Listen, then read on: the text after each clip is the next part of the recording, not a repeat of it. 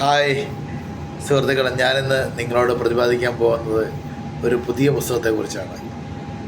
പക്ഷെ ഞാൻ നിങ്ങളോട് പലപ്പോഴും പറയും, ഏത് പുസ്തകം വായിച്ചില്ലെങ്കിലും നമ്മൾ ഈ പുസ്തകം വായിച്ചിരിക്കണം. നമ്മളെന്താണ്, നമ്മൾ ആരാണ്, നമ്മൾ എന്തായി തീരുവാനാണ് ആഗ്രഹിക്കുന്നത്, എന്തുകൊണ്ട് നടക്കുന്നില്ല, പലർക്ക് എന്തുകൊണ്ട് നടക്കുന്നു എന്നതിനെക്കുറിച്ചൊക്കെ പ്രതിപാദിക്കുന്നൊരു പുസ്തകമാണ്. അതിനേക്കാൾ മുമ്പ് ഞാൻ പറയട്ടെ, ഈ പുറകെ കാണുന്ന ഈ ബാക്ക്ഗ്രൗണ്ട് എൻ്റെ പ്രിയ സുഹൃത്തും ഇപ്പോൾ കോച്ചും മെഡിറ്റേഷൻ ട്രെയിനറുമായ ജയപ്രകാശ് അദ്ദേഹത്തിൻ്റെയാണ്. അദ്ദേഹമാണ് ഞാനൊരു വായന എന്ന് പറയുന്ന ശീലം ഒരു SLC കഴിഞ്ഞ സമയത്ത് ഉപയോഗിച്ചുകൊണ്ടിരുന്ന ആളാണ്. അതിനുശേഷം പിന്നെ പുസ്തകങ്ങളോട് അങ്ങനെ വായനയും കാര്യങ്ങളും ഉണ്ടായില്ല. അന്നും വായിച്ചിരുന്ന കുറച്ച് നോവലുകളും കാര്യങ്ങളൊക്കെ ആയിരുന്നു. പക്ഷേ എങ്കിലും ഒരൊറ്റ ഇരിപ്പിൽ തന്നെ പുസ്തകങ്ങൾക്ക് വായിച്ചു തീർക്കുന്ന ശീലമുണ്ടായിരുന്നു. അതിനുശേഷം പിന്നെ പഠനം ആയിട്ട് കുറച്ച് പോയി. പക്ഷേ അന്നേരം ഒരു പഠനത്തോട് വലിയ താല്പര്യമില്ലായിരുന്നു. പിന്നെ പുസ്തകങ്ങളോട് അങ്ങനെ മൊത്തത്തിൽ വിരക്തിയായി. പിന്നെ സിനിമ കാര്യങ്ങൾ അങ്ങനെയുള്ള ആക്ടിവിറ്റീസ് കൂടുതലും കേൾക്കുന്നത് യൂട്യൂബ് വീഡിയോസൊക്കെ ആയിരുന്നു കേട്ടോണ്ടിരുന്നത്.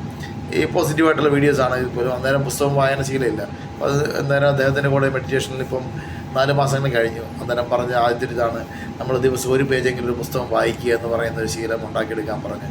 അങ്ങനെ വീണ്ടും പുസ്തകങ്ങൾ വന്നു. അതിൽ ഇപ്പം ആൽക്കെമിസ്റ്റ് ആയാലും അല്ലെങ്കിൽ നമ്മുടെ രഹസ്യമായാലും ഈ സബ് കോൺഷ്യസ് മൈൻഡ് ഇതെല്ലാം ഞാൻ ബുക്കാണ് വായിക്കുന്നത്.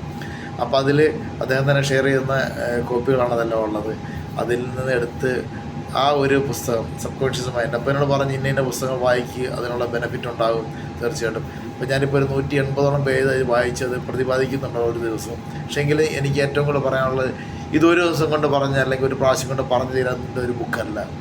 ഇപ്പോൾ നമുക്ക് തന്നെ അറിയാം, ഈ പുസ്തകത്തിൻ്റെ ഇൻട്രൊഡക്ഷൻ തന്നെ പറയുന്നതാണ്, നമ്മുടെ മുന്നിൽ കാണുന്ന ആളുകളെ, സ്ത്രീകളായാലും പുരുഷന്മാരായാലും അവരെ അദ്ദേഹം ഡോക്ടർ ജോസഫ് മർഫിയാണ് ഈ പുസ്തകം എഴുതിയത്. അദ്ദേഹത്തിൻ്റെ ആ ഒരു ഇതിനോടുള്ള അവഗാഹവും കാര്യങ്ങളും, അദ്ദേഹത്തിനൊരു ചെറിയ പ്രായത്തിലൊരു അസുഖം വന്നു.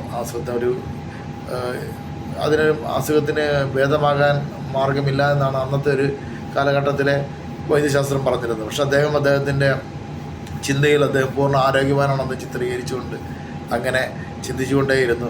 അത് ഒരു സുപ്രഭാതത്തിലെ രോഗം മാറി അദ്ദേഹം പൂർണ്ണ ആരോഗ്യവാനായി. അതിനുശേഷമാണ് അദ്ദേഹം മനസ്സെന്താണ് എന്ന് പഠിക്കുവാനായിട്ടുള്ള ആ ഒരു ഉദ്യമത്തിലായിട്ട് ഇറങ്ങിയത്. അതിനുശേഷം അദ്ദേഹം പറയുന്നതാണ്, നമ്മുടെ മനസ്സ്, ബോധ മനസ്സ്, ഉപബോധ മനസ്സ്, അല്ല ഉറങ്ങുന്ന മനസ്സ്, ഉണർന്നിരിക്കുന്ന മനസ്സ്, അങ്ങനെ പല രീതിയിലായിട്ട് അതിനെ പറഞ്ഞുകൊണ്ടേയിരിക്കുന്നു. അപ്പം എപ്പോഴും നമ്മൾക്കറിയാം, നമ്മുടെ മനസ്സെന്ന് പറയുമ്പോൾ നമ്മൾ ചിന്തിക്കുന്നത്, ഇപ്പോൾ ഞാൻ പറഞ്ഞുകൊണ്ടിരിക്കുമ്പോൾ എനിക്കറിയാം എന്താണ് പറയേണ്ടതെന്നുള്ള ചിന്തയുണ്ടല്ലേ, അതെൻ്റെ ബോധ മനസ്സാണ് പറയണം. പക്ഷേ എൻ്റെ ഉള്ളിലുള്ള ആശയം വെളിയിലോട്ട് വരുന്നത് എങ്ങനെ, ഉപബോധ മനസ്സിലാണ്. എന്ന് പറഞ്ഞ പോലെ തന്നെ നമ്മൾ ഉറങ്ങുമ്പോഴും നമ്മുടെ ഈ രക്തചംക്രമണവും അതുപോലെ ശ്വാസോച്ഛ്വാസവും ഒക്കെ നിയന്ത്രിക്കുന്ന നമ്മുടെ ഉപബോധ മനസ്സാണ്.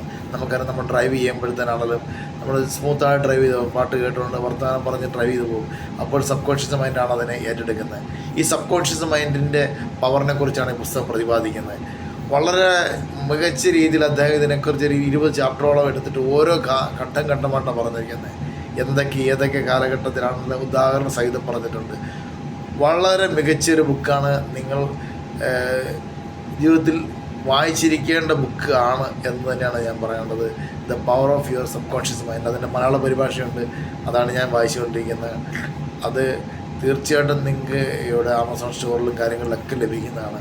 അത് കിട്ടുകയാണ്, വായിക്കുക. പുസ്തകങ്ങൾ ഒരിക്കലും നമുക്കെന്താണ്, അത് നമ്മളൊരു വേറൊരു തരത്തിൽ നമ്മൾ ഉയർത്തുന്നതാണ്. അപ്പോൾ ഇതാണ് എനിക്ക് ഇന്നത്തെക്കുറിച്ച് പറയാനുള്ളത്. എനിക്ക് നിങ്ങളോട് തീർച്ചയായിട്ടും നാളെ ഇതിൻ്റെ ബാക്കി കാര്യങ്ങൾ വരാം.